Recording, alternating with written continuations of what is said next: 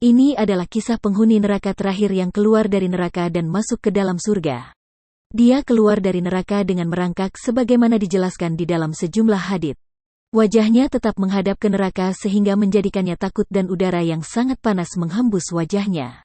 Maka, dia terus berdoa kepada Rabb-Nya agar sudi kiranya memalingkan wajahnya darinya. Maka, dia berkata, "Wahai Tuhanku, palingkanlah wajahku dari api neraka.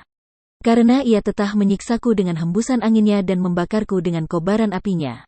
Dia terus berdoa kepada Allah sesuai kehendak Allah, dia berdoa kepadanya.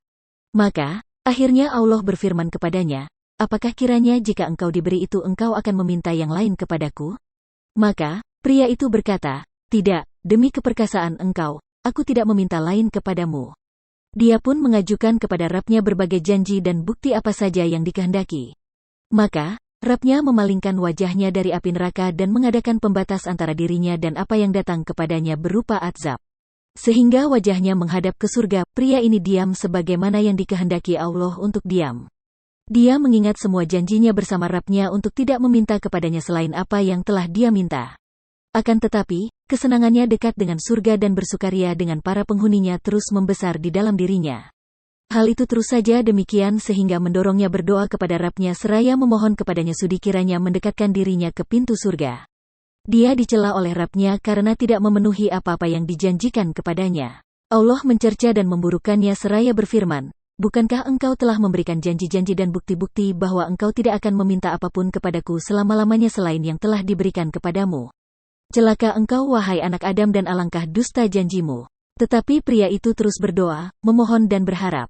Maka, Rabb-Nya bertanya kepadanya sebagaimana dia bertanya kepadanya untuk pertama kalinya, "Apakah kiranya jika engkau diberi itu engkau akan meminta yang lain?" Maka, dia menjawab sebagaimana yang pertama, "Tidak, demi keperkasaan engkau, aku tidak meminta lain kepadamu." Dia pun mengajukan kepada Rabb-Nya berbagai janji dan bukti apa saja yang dikehendaki. Dia lantas dibawa ke pintu surga. Ketika dia berdiri di depan pintu surga, pandangannya tertuju kepada apa-apa yang ada di dalamnya berupa kesenangan dan kebahagiaan. Dari seberang pintunya dia melihat sungai-sungai yang mengalir, taman-taman yang lebat, dan mungkin dia juga mendapatkan keharuman semerbak aroma udara yang sangat sejuk, hembusan angin, juga melihat para penghuninya bergelimang nikmat. Maka, dia diam sebagaimana dikehendaki oleh Allah untuk diam. Pada akhirnya takaran keinginannya menjadi penuh, sedangkan kesabarannya menjadi habis. Dia berdialog lagi dengan Rabb-Nya yang maha mendengar dan maha mengetahui, yang maha pengasih, dan maha penyayang, seraya berdoa kepadanya sudi kiranya memasukkan dirinya ke dalam surga. Maka Allah berfirman kepadanya, "Celaka engkau wahai anak Adam dan alangkah dusta janjimu." Maka, dia berkata kepada Rabb yang maha perkasa, "Wahai Rabb-Ku, aku pasti tidak akan menjadi makhlukmu yang paling sengsara." Pada akhirnya, datang kepadanya jalan keluar. Allah tertawa karena keadaannya, ketika dia berdoa dan memohon serta gombalnya terhadap janji-janji demi mendapatkan apa-apa yang dia cita-citakan. Siapa saja yang Allah tertawa kepadanya, maka dia telah sangat beruntung. Ketika demikian itu Rabb-Nya berfirman kepadanya, "Masuklah ke dalam surga." Dengan demikian, maka cita-citanya menjadi kenyataan dan balas sirna dari dirinya dan Allah mencurahkan kepada dirinya ridanya. Barang siapa dijauhkan dari neraka dan dimasukkan ke dalam surga, maka sungguh dia telah beruntung.